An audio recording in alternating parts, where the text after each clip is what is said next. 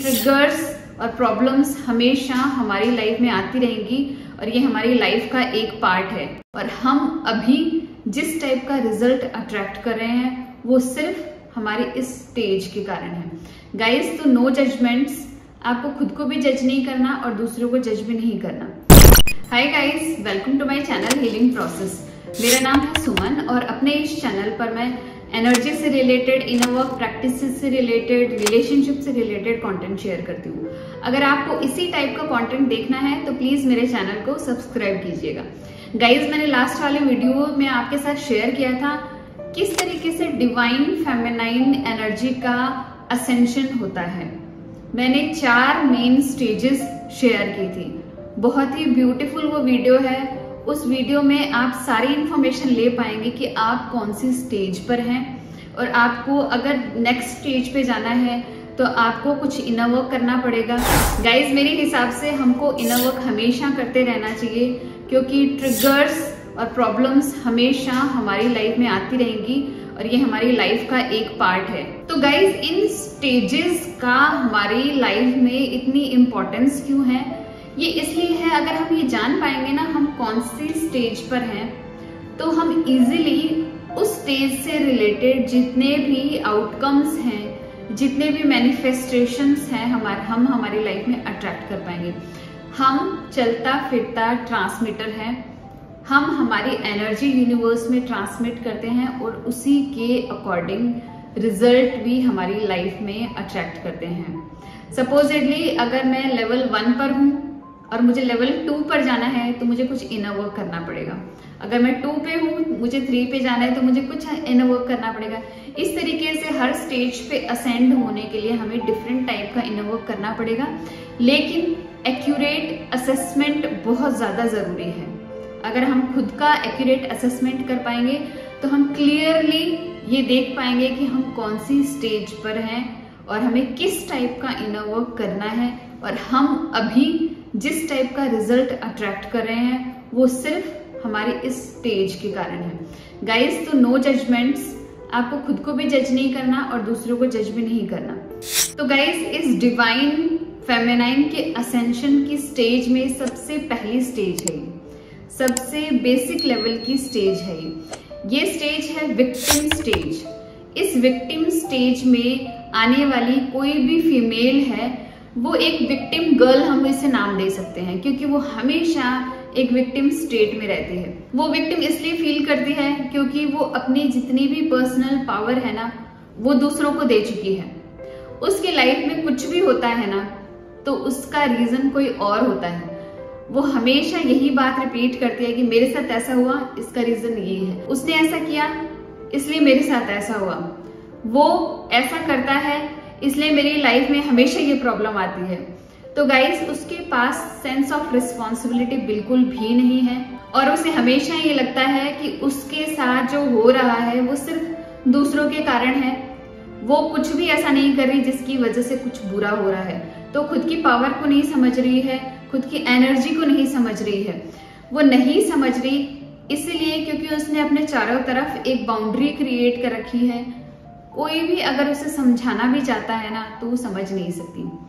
जो victim state की जो फेमिनाइन होती है ना, विक्टिम गर्ल जो होती है, उसको हम चाहे कितना भी कन्विंस करने की कोशिश करें, हम चाहे उसको कितनी भी इंफॉर्मेशन देने की कोशिश करें, हम चाहे उसकी कितनी भी हेल्प करने की कोशिश करें, वो ओपन नहीं है, वो रिसीव नहीं कर सकती।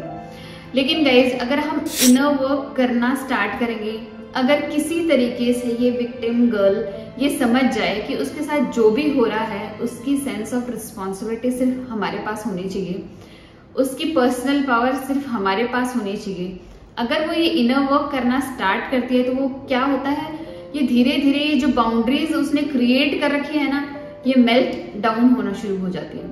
अगर ये बाउंड्रीज मेल्ट डाउन होना शुरू हो जाएगी ना तो जितने भी इंफॉर्मेशन जो जरूरी है ना उसके असेंशन के लिए वो उसके पास पहुंच पाएगी। अगर ये क्लोज्ड कंटेनर उसने नहीं बनाया होता या उसने नहीं बना रखा तभी ये इंफॉर्मेशन पहुंच पाएगी। और ये जो क्लोज्ड कंटेनर, इसको मेल्ट डाउन और हटाने के लिए, ये दीवार को शटर करने के लिए बहुत ज्यादा इनर वर्क की जरूरत है क्योंकि इसकी लाइफ में सब कुछ दूसरों की वजह से ही होता है। तो इसके अंदर कोई भी सेल्फ एस्टीम नहीं है, कॉन्फिडेंस नहीं है। वो हमेशा अपनी मैस्कुलाइन एनर्जी में ज्यादा रहती है, फेमिनाइन एनर्जी का बहुत कम यूज करती है। उसे ये लगता है अगर मैं ये काम कर लूंगी तो मैं वर्दी हो जाऊंगी, अगर मैं वो काम कर लूंगी तो मैं वर्दी हो जाऊंगी। इसलिए वो हमेशा गो गेटर बनी रहती है, डूअर डूअर डूअर बनी रहती है। वो रिसीव करने के लिए तैयार ही नहीं होती। गाइज, अगर आपने देखा वो मैस्कुलाइन एनर्जी मैन होते हैं, वो क्या होते हैं कि वो रिसीव नहीं करते, उनका काम होता है देना। वो हमेशा देना जानते हैं, प्रोवाइड करना जानते हैं। तो इसी तरीके से ये जो विक्टिम गर्ल है ना, वो लेना नहीं जानती, वो सिर्फ देना जानती है। वो देती भी है लेकिन वो रिजेंटफुल भी होती है। ये जो विक्टिम गर्ल है ना, ये अपनी स्टेट में, अपनी स्टेज में बहुत ज्यादा कंफर्टेबल हो चुकी है। वो कुछ नहीं चेंज करना चाहती, वो नहीं चाहती कि कुछ नया चेंज हो उसकी लाइफ में, क्योंकि उसे लगता है अगर उसे काम करना पड़ गया, अगर पर्सनल रिस्पॉन्सिबिलिटी लेनी पड़ गई तो it is like a danger for her. इस विक्टिम गर्ल का जो हार्ट है ना, बिल्कुल भी ओपन नहीं हुआ होता।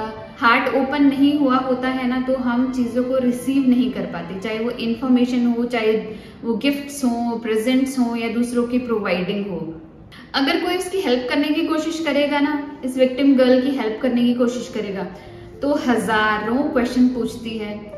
उसके पास ये जो इंफॉर्मेशन है ना, यहाँ तक तो पहुंच जाती है, बट इसके आगे वो कहीं पे भी नहीं पहुंच पाती।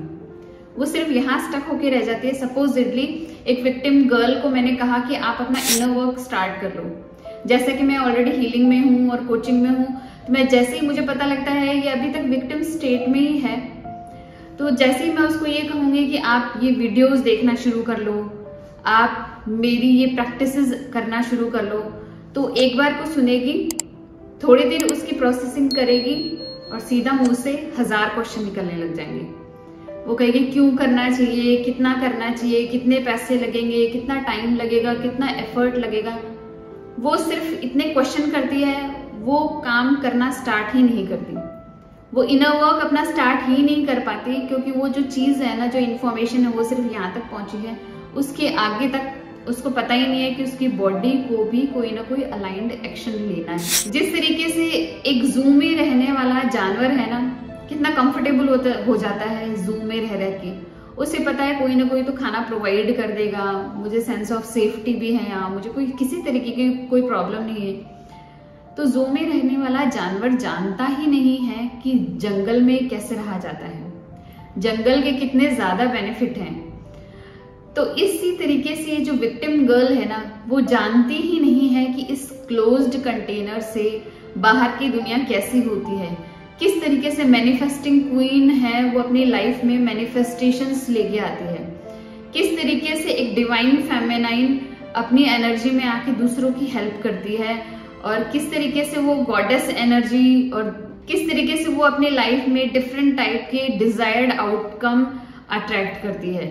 मे बी ये ऐसा इसलिए करती हैं क्योंकि इनकी शायद पास्ट स्टोरी ऐसी हो, शायद इनकी मदर, ग्रैंड मदर या उनसे भी पहले के एंसेस्टर्स के अंदर कोई वुंड हो, कोई ट्रॉमा हो, जिसकी वजह से उन्होंने ये परसीव कर लिया है कि जो फीमेल की लाइफ है ना, वो ऐसी ही होती है, बड़ी थ्रेट्स होते हैं लाइफ में, ट्रॉमाज होते हैं। मे बी इसकी वजह से उन्होंने मैस्कुलाइन एनर्जी को अपने ऊपर हावी होने दिया, डोमिनेट होने दिया, जिसकी वजह से वो अपने फेमिनाइन एनर्जी में आ ही नहीं पाई, जिसकी वजह से उनकी ये विक्टिम स्टेट की वाइब्रेशन बनी हुई है। तो गाइस, ये जो विक्टिम स्टेट के कैरेक्टरिस्टिक्स जो मैंने बताए आपको, ये बहुत ही इंपॉर्टेंट है इस स्टेज को जानने के लिए। तो इसी तरीके से मैं डिफरेंट टाइप की स्टेजेस के डिफरेंट कैरेक्टरिस्टिक्स लेके आऊंगी, ताकि आप अच्छे से पहचान पाए, एक एक्यूरेट असेसमेंट कर पाए खुद का, और उसी के अकॉर्डिंग अपना इनर वर्क कर पाए, ताकि हम सभी जितनी भी फीमेल्स हैं वो डिवाइन फेमिनाइन की स्टेज तक पहुंच पाए। तो गाइज, आपको आज का वीडियो कैसा लगा? अगर अच्छा लगा तो मेरे चैनल को सब्सक्राइब कीजिएगा, इस वीडियो को लाइक कीजिएगा और बेल नोटिफिकेशन को जरूर दबाइएगा। मिलते हैं नेक्स्ट वीडियो में, तब तक के लिए बाय।